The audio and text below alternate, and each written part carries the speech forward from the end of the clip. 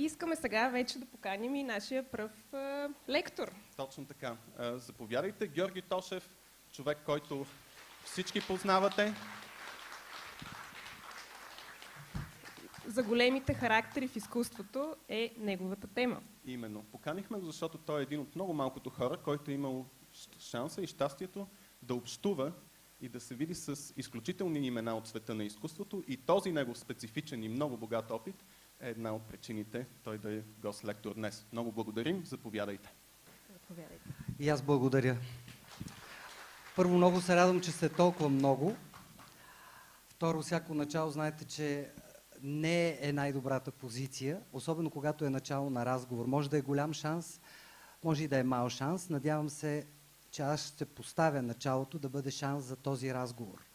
Този много важен разговор за културната ситуация, за аз в една културна ситуация или аз като част от културни ситуации.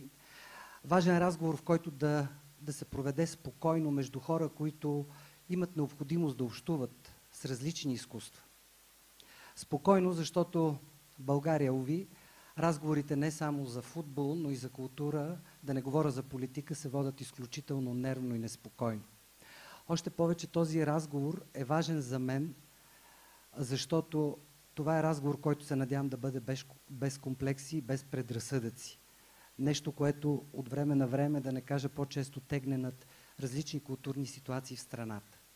Защото в основата на създаването на изкуство, на всеки творчески акт, според мен, стои уважението към Твореца. Независимо дали ни харесва или не.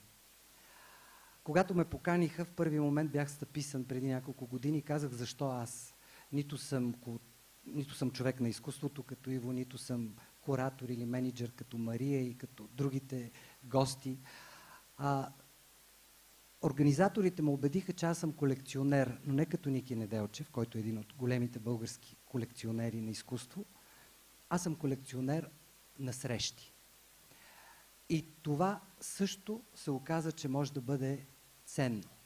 Ценно за мен и за хората, които имат шанс да бъдат свидетели на част от тези срещи. Днес се опитах да видя героите, за които ще ви разкажа и ще ви покажа части от много кратки от интервюта с тях, какво ги обединява. И думата, която ги обединява, е неспокойство. Има една много хубава книга на Лина Уман, норвежка писателка с много награди, която се нарича, преведена е на български, издадена от Колибри, "Неспокойните". В нея Лина Уман разказва за възможното си съществуване в едно семейство между двама много големи творци. Норвежката актриса Лив Уман и шведският режисьор Ингмар Бергман. Няма по-точно заглавие от това да живееш в това семейство, или то никога не е било семейство, но с тези родители. Защото всеки един от тях е белязал съвременната история на киното. Нямах шанса да се срещна с Ингмар Бергман, а много исках, но няколко пъти съм бил на неговият остров Форио и препоръчвам на всеки един от вас, който се интересува от кино, музика, изобщо от изкуство, да посети този малък остров след Готланд в Швеция, за да разбере защо това е едно особено място. Не само защото Бергман създава 6 от най-великите си филми там, именно, започвайки с Персона през 1966 година, но защото по-късно този остров се превръща в една платформа за изкуство. Там всяка година има кинофестивал, има музикален фестивал. Не там срещнах Лив Уман, срещнах я в нейния котич или малка дървена къщичка в Норвегия, но имахме възможност да говорим за това неспокойство, което смятам, че е много важно и което по някакъв начин обединява хората, които се занимават с изкуство. Неспокойството не е единственото обаче, което сближава героите, с които съм се срещал. Спомням си, че когато снимах Ани Лейбовиц, известната американска фотографка в Ермитажа в Санкт-Петербург, където тя представяше своята забележителна ретроспективна изложба, тя отказа да даде просто интервю. Тя ме покани и каза: елате с мен, ела с оператора, аз ще обикалям моите фотографии и ще разкажа живота си през тях. Не я разбрах в първия момент. Подобно нещо ми се случи по-късно и с Кристо. В Япония Жан-Клод беше починала и той имаше голяма ретроспектива в 2 музея на съвременното изкуство. Там Кристо също ме помоли не просто да разговаряме, защото не беше силен в интервютата и това да обяснява изкуството си, а Кристо беше силен в това да те въведе в своята идея, да те въвлече в проекта, който в момента му е важен и, ако имаме шанс, заедно да го преживеем или поне да преживееме части от този проект, от неговото случване. Редовно питам героите, които се срещам, дали процесът или резултатът е по-важен за тях. При всеки е различно. Има хора, които са категорични, че процесът е това, което ги вдъхновява, че процесът по създаване, например, на една песен, ако погледнем към поп-културата, срещата ми с Роби Уилямс, той каза, че абсолютно процесът е нещото, което го прави силен, което го владее. След това, когато трябва да го възпроизведе вече готовата песен, било на концерт или в телевизионно участие, дори на семейно парти, то се случва по-механично, отколкото неспокойството, докато се случва самият процес по създаването на случая музикално произведение. Когато се сещам за срещата с Ани Лейбовиц, имаше нещо много стресиращо за мен. Тя стигна до една от фотографиите и там беше мъртва, лежеше Сюзан Зонтаг. Всяка среща, поне за мен, със смъртта винаги е стресираща. Чувствам се изключително оплашен и несигурен, без да искам другите да разберат как аз се чувствам. Така се почувства и Ани Лейбовиц и ние сме запечатали този миг именно пред една от фотографиите с мъртвата Сюзан Зонтаг, дългогодишна нейна най-скъпа приятелка, човек, с който е споделяла голяма част от важни периоди в живота си. Когато попитах Ани Лейбовиц дали това е изкуство, експонирането на едно мъртво тяло, при това на любим човек, тя каза да. Защото шокът също може да бъде изкуство. Важно е как го предаваш на другите и дали изискваш от тях да го преживяват, съпреживеят по начина, по който ти го съпреживяваш. Или просто ги остават този шок да събуди в тях нещо, което ги е вълнувало. Може да е музикален рефрен, може да е цитат от книга, а може да е просто тишина. Този отговор на Ани Лейбовиц дълги години не ми даваше покой дали изкуството е толкова силно, че може да ни помогне да се справим с мъката, с загубата, с раздялата. Оказа се, че може. И открих в книгата на Сюзан Зонтаг за фотографията, която е издадена на български език от издателство Изток-Запад. Препоръчвам ви я. Един много хубав цитат, който ще си позволя да спомена, да споделя с вас. Става въпрос за следното. Фотографията стана един от основните начини да изживееш нещо, да демонстрираш участие. Снимката не само е резултат от сблъсъка на събитието и фотографа, самото снимане е събитие и то ти дава изключителни права да се впуснеш, да посегнеш или пък да пренебрегнеш случващото се. Ани Лейбовиц казва, че снимането е инстинкт за нея, рефлекс да запечата миг от живота, да се противопостави на забравата, опит за спомняне.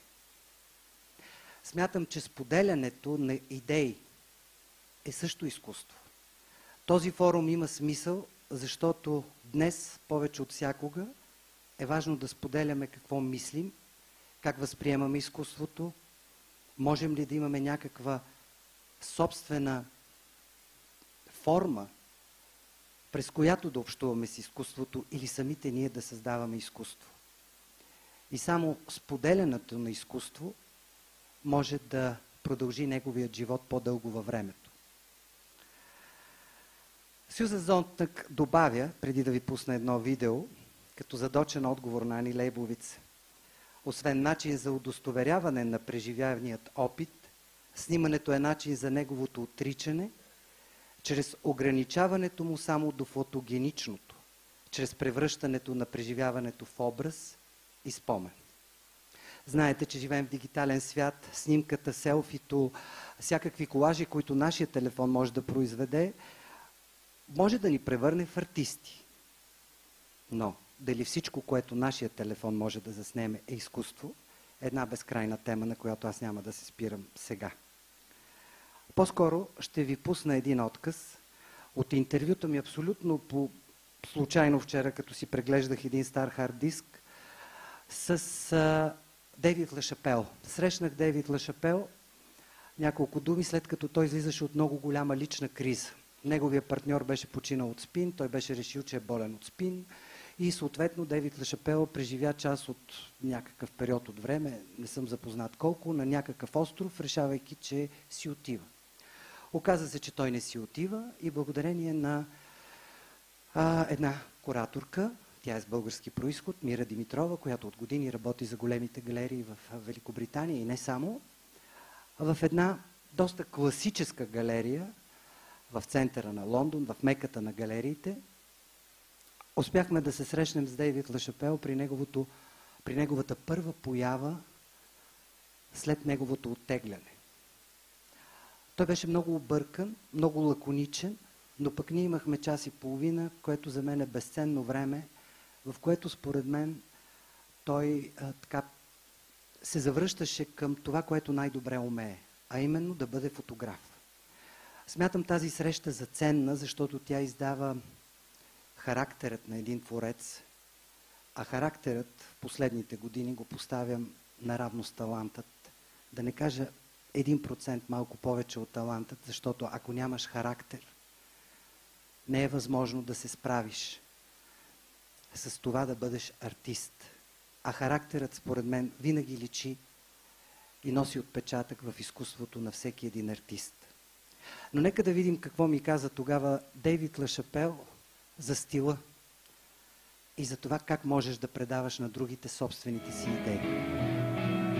I know that there's a very distinct style that's thought of when my work is talked about or my name comes up, but style I never thought about because I always just did what I was attracted to, and for much time I'm attracted to color, and colorful things are just attractive, so it naturally, organically winds up in my pictures. But I don't really think about style because the most important thing is the concept, the message or the clarity of what it is that I'm trying to communicate to the viewer.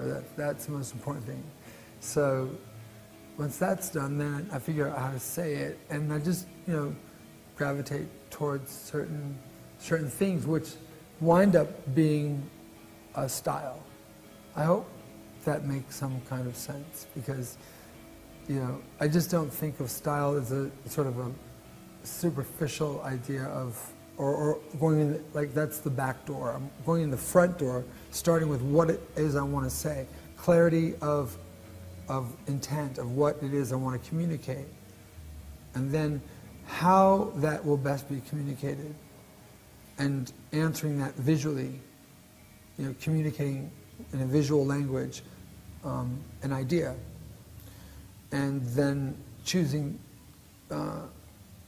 the set, the people, the cast, whatever, each story, each picture is a different story, or tells a different story, it's for a different reason, or each series of work serves a different purpose. So style isn't really something I think. За личният стил, който той просто не се раждаш с стил и едва ли тук има много артисти, които виждам сред публиката. Едва ли има артист, който се ражда и казва, това е моят стил. Стилът се формира. А всяко изкуство е една лична история за споделяне. Като човек, който борави с думите и се среща и с студенти, винаги ги уча, че когато човек общува с другите или когато човек иска да каже нещо на другите, винаги трябва да мисли за това каква история разказва. И много се радвам, че забележителните артисти и творци, с които съм се срещал и продължавам да се срещам, са хора, които има какво да ни кажат и умеят да разказват истории. Историите, които са устойчиви, са истории, които се раждат тук и сега. Те никога не могат да прескочат времето, нито могат да бъдат истории, които са плод само на миналото. Дори когато си спомняш, ти си спомняш тук и сега. И твоят спомен има значение, защото той е плод на конкретен миг, на конкретно време. Времето в изкуството и в начина, по който живеем, за мен е изключително важно, защото е отрязък от един живот, споделен с други хора, става много отрязъци от човешки животи. Затова артистът днес и хората, с които се срещам, и съм впечатлен от тяхното творчество и устойчива кариера, са хора, които си дават ясно сметката, че носят отговорност за времето на другите и за това как използват това време в споделеността. Един артист, който нарича своето изкуство мечта, аз наричам тяхното изкуство ефимерност, защото то съществува тук и сега, след което изчезва.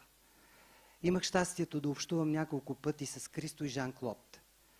Първият ми случай е много безумен, края на 90-те, в тяхното студио, къща, намира се в даунтаун, в Ню Йорк, Манхатън, и е едно място, което е много работа и материал и много малко лукс и идея, че си попаднал на мястото, в което живеят световно известни артисти. Жан-Клод си отиде и аз имах възможност, може би защото се освободи повече пространство около Кристо, не знам, да бъда с Кристо в рамките на 2-3 дена благодарение на Владимир Явашев в Япония. Да го следвам по време на неговата лекция, по време на подреждането на изложбата.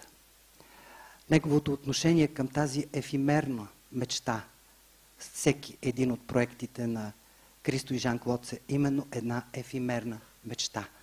А както знаете, мечта, значението на английски е dream a sun, така че една сънувана мечта, която за части от някакъв отрязък от време се случва в материален проект, който след това изчезва и продължава да съществува в нашето споделяне и въображение като мечта, до следващата мечта.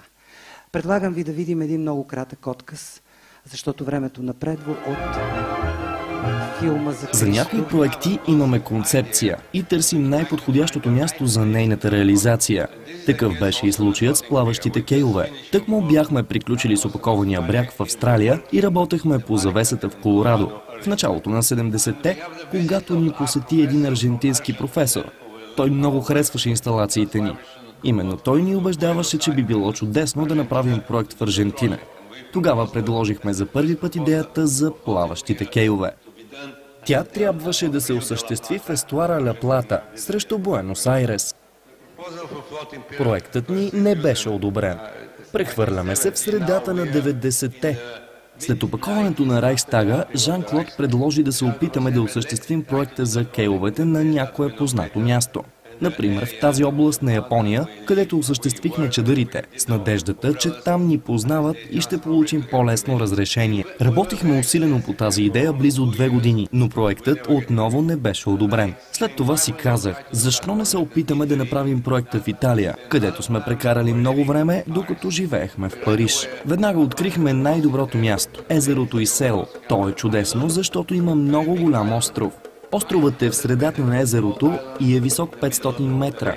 На него живеят 2000 души. Искахме също да включим в нашия проект и малкото островче отляво – Сан Пауло. За да свържем сушата с двата острова, построихме 3 плаващи кея с обща дължина от 3 км и покрихме с плат 2,5 км от пешеходната зона в Солцано и Монте Исола.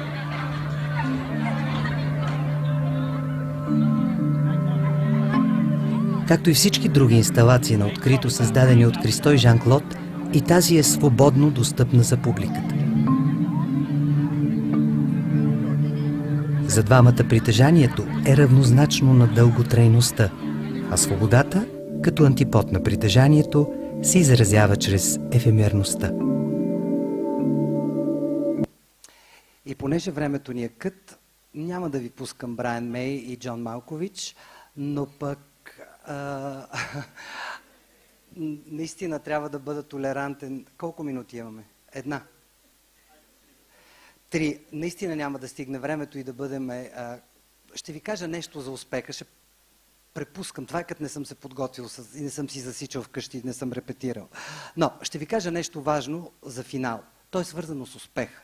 Защото всеки артист и всеки човек се стреми към този успех. Малко или много, всеки един от нас иска да бъде утвърден от другите. Дори на ежедневно ниво, в общуването. Когато попитах Христо, който според Владо съм имал рядката възможност да ни покани на вечеря, защото той не ходи на партита след откриване на изложби и така нататък, вечерята беше в най-скъпия ресторант, толкова късно, че пихме бира и ядохме хамбургери. Той нищо не яде, а там беше най-големия му колекционер японец, който той убеждаваше да намери пари да продава неща. Знаете, те си финансират проектите, за да направи мастаба в Лондон. Слава Богу, успя да го направи и да го преживее. Когато го питах какво е успеха, и той каза, не разбирам какво е успеха, защото ако мислиш за успеха, трябва да имаш време. Аз нямам време. Аз просто правя. Ето защо, когато си мислим какво е бъдещето и каква е бъдещето, по-скоро каква е тайната на успеха, вчера си написах няколко неща, защото е важно. Джон Малкович говори за успеха, че в последните години той абсолютно не го интересува. Интересува го е докато е бил около 25-28. За същото говори Брайан Мей, че свободата, която са имали Queen и това, че не са се съобразявали с менеджери и с други, просто са били достатъчно зрели, когато се е случвала групата Queen, и им позволила да не мислят за успеха и да не се вкопчват в него, а просто да живеят това, което им се случва. Същото ми го е казала по друг повод Невена Коканова, голямата българска филмова актриса, която каза, много съм щастлива, че при мен успехът дойде на време, защото при други колежки закъсня и те се вкопчиха в него и не можаха да му се радват. Та вчера за финал на моята презентация исках да кажа няколко думи за успеха и какво написах. Бъдещето е тайната на проекция за успех. А за мен успеха е способността да заспиваш вечер със съзнанието, че утрешния ден ще е по-добър от днешния. От всичките ми срещи с личности, които ме респектират, които следя, които ме вдъхновяват, научих, че успехът не се свежда само до материалните придобивки. Разбира се, че трябва да имаш достатъчно, за да можеш да си позволиш да създаваш. Разбира се, че трябва да си спокоен. Но за мен и героите, които срещнам през годините, успехът е нещо много повече. То е да мога да се обадя някога на приятел и да споделя какво ме вълнува. То е да направя нещо, което допускам, че може да запали още един човек. То е да представя нещо пред другите и да ги включа в общата ми емоционална вибрация. Защото изкуството на създаващия, на правещия човек винаги е свързано с това да бъде буден, неспокоен и да има необходимостта, както днес на този форум, да го сподели с другите. Благодаря ви.